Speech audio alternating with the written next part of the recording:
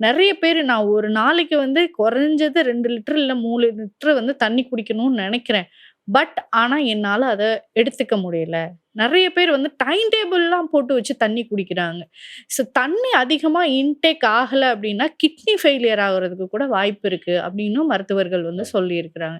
இது எவ்ளோ பெரிய பாதிப்ப ஏற்படுத்தும்? தண்ணி கம்மியானாலும் கிட்னி ப்ராப்ளம் வரும். தண்ணி அதிகமானாலும் ப்ராப்ளம் வரும்.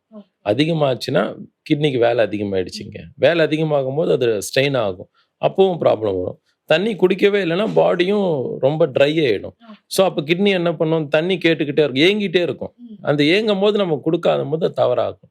இதுக்கு ரொம்ப சிம்பிளா ஃபாலோ பண்ண வேண்டியது, முதல்ல தாகம் எடுக்குதுன்னா, கண்டிப்பா தண்ணி குடிச்சிடணும். ஆமா.